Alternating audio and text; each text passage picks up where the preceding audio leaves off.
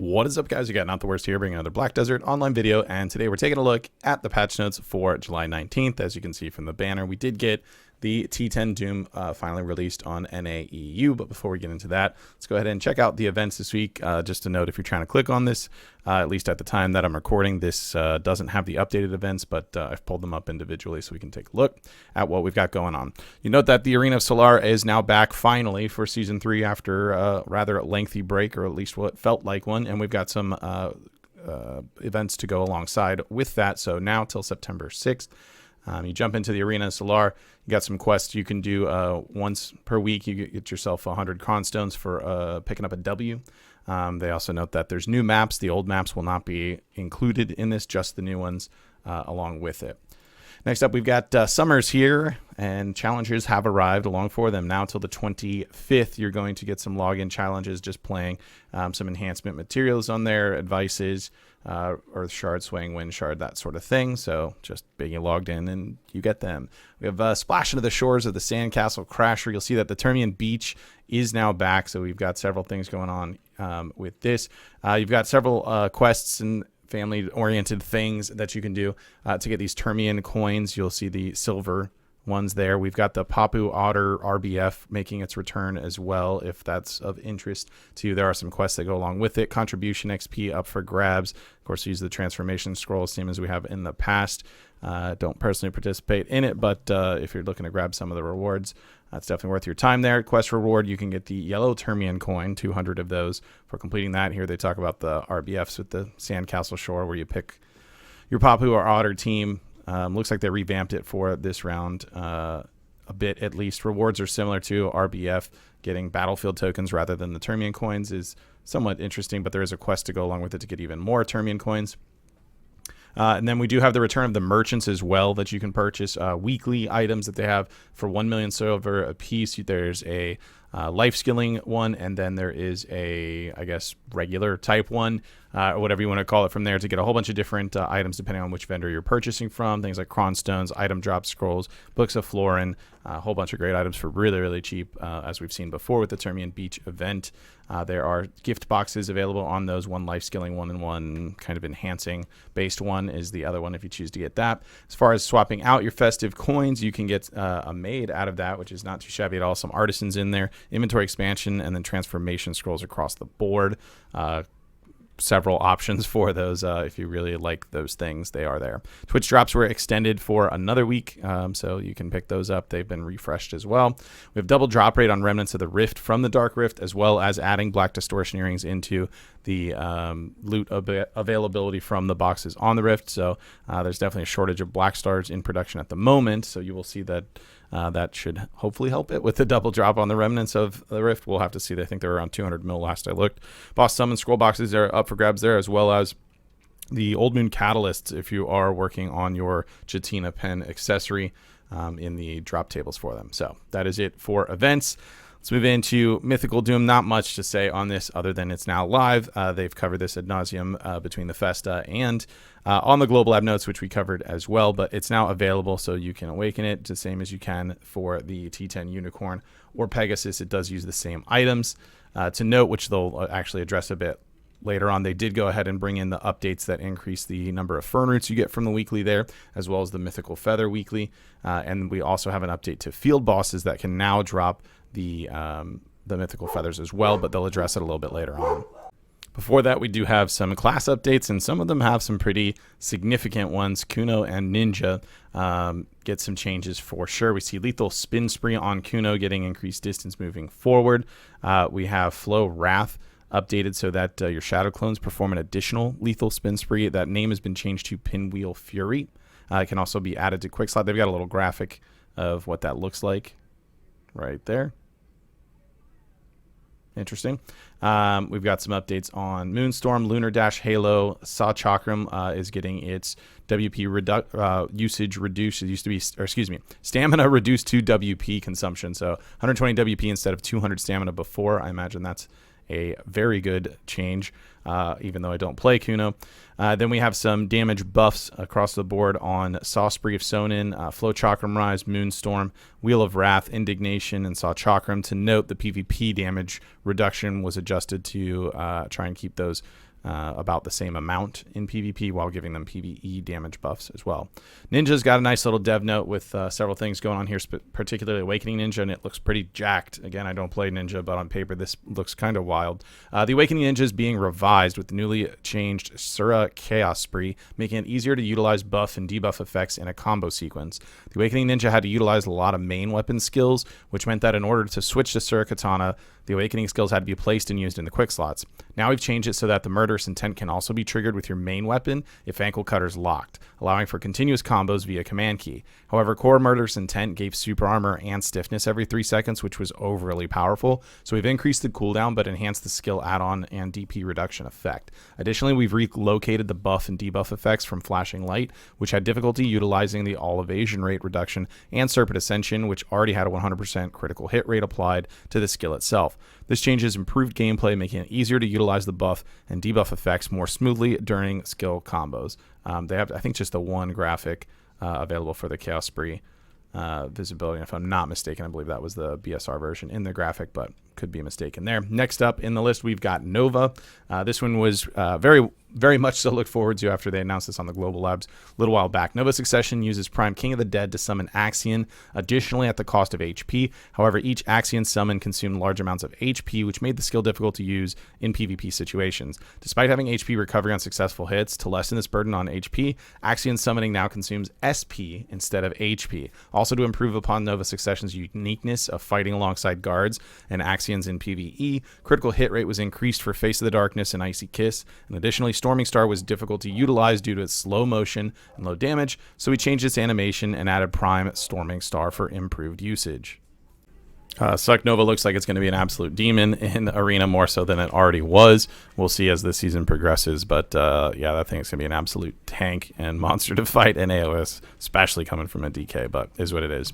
Next up, we've got Megu and another round of nerfs for the Succession kit. The note on that, today's patch adjusted some of the skills of Succession Megu. First, we tried to maintain the strengths of Succession Megu, such as smooth combos, long range attacks, and wide range attacks, while adjusting your tankiness by reducing the number of hits, which could be exploited by Frenzy Draft or her sustain in general. Although the number of hits has decreased, the damage has increased, so there's no significant change in the total damage.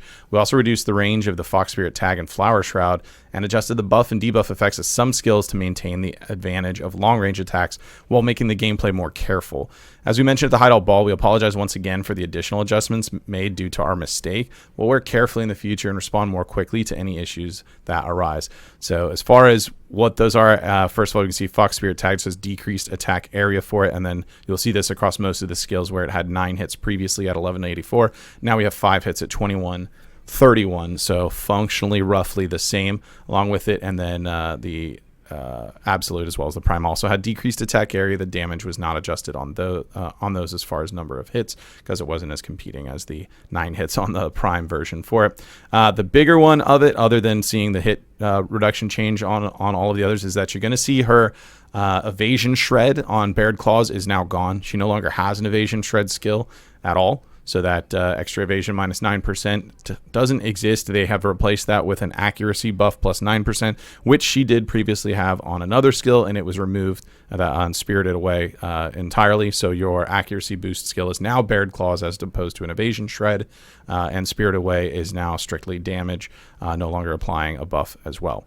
In the Awakening side of it, they just more of a small adjustment. WE now will favor using Flower Shroud instead of Ember Claw Crush. If you were ever trying it out and pivoting from Awakening into Succession, you would see that it would use that first if you didn't lock it, and then go into Flower Shroud, and now it will default into Flower Shroud, so locking it not necessarily needed if you were trying to use that for a transition. I have to say I'm a little surprised we still have such a focus on the Succession tweaking and not more talk about Awakening, or at least a note or something in the direction, but maybe we'll see something on Global Labs this week coming up.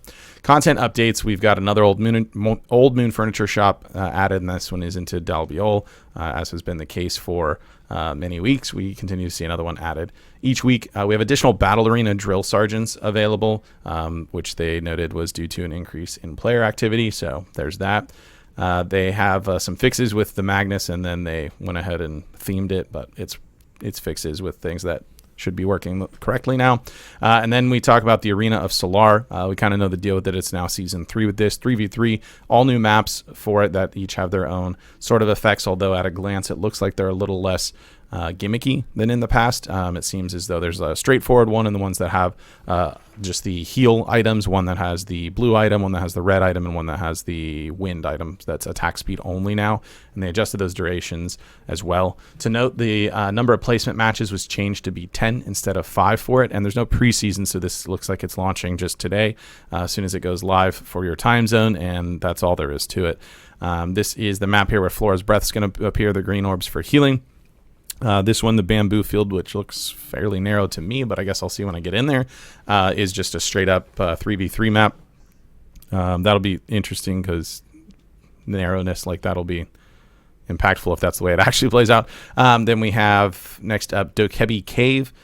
This one's got the Waters Chill, the blue buff that's going to appear at certain times for it. Then we have Lee Duxu's Residence. This has the red buff, Fire's Warmth, available at certain times, and the last one being the Plateau Reed Field, which looks to be fairly open for it, and I see some rocks there for a little bit of LOS. This one's going to have the Wind Song appearing from time to time in there as well. We've got the different emblems as per usual along with that, and then the top one adventurer for each class is going to get the Solaire Knight Hall of Fame set up in the Battle Arena as they have the last 2 seasons. To be honest with you, they didn't change any of the rewards. It's exactly the same. There's no silver generation from it still. The Solaire Knight outfit and honorary title are up for grabs, and then the Glorious Solaire box as well for top 100s, and that's literally it. Then we get the item updates talking about the mythical feathers that are now going to drop off of field bosses, and specifically often the world boss. So the field boss will be Black Shadow, Red Nose, Dim Tree, Giant Mudster, and Dastard Beg, as well as Ketzvariak. So maybe worth killing those. Hopefully they'll drop very quickly, and people will be able to get some extra mythical feathers when they're not winning the RNG lottery off of the central marketplace. HP was adjusted to before to be increased by about 1.8 times on each of those field bosses outside of Black Shadow, to note. And Patrigio will now also have the ability to sell mythical feathers in there as well. And as I mentioned earlier, the weekly quests were increased from 1 into 2. Royal Fern Route weekly quest was increased reward from 30 up to 50. The cooldown for the Archaeologist map is now split from your standard Traveler's map, making it insanely good and extremely valuable compared to its positioning before. I'm actually going to grind one out myself. Florchestra Instruments have their wandering musician Artini, recently listening to the melody of the Florchestra instruments that many Shais are playing, has come up with a new crafting method that can reproduce the melody exactly by conducting further research at Lake Flondor. Yeah, that's great. Then we have respawn timer of monsters in certain monster zones improved to be twice as fast. You'll note these are the zones that have the infinite HP and MP pot pieces that drop, and also during treasure event, the spots that drop for that. So it's going to be Shira Ruins, Shiracon during the day, Bloodwolves, Novern Steppe, Tooth Fairy Forest, Mansions, Faddis, Prodi Cave, Crescents, the Novern Steppe Wolfpack, and Kadri Ruins as well. Ideally, I guess, clearing up some room so that multiple people can grind there. For instance, Kadri, there's basically only one rotation, or there was up until this change, whereas now that should be a little bit smoother for everyone, especially on season servers where you can't really like flag up and do something about it other than Arsha.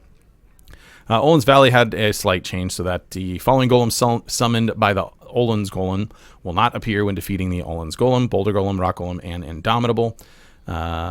Guild Boss Subjugation, they've just got some changes so that you can get Advice of Valks coming off of Giant Mudster, Baturum, and Farid as well.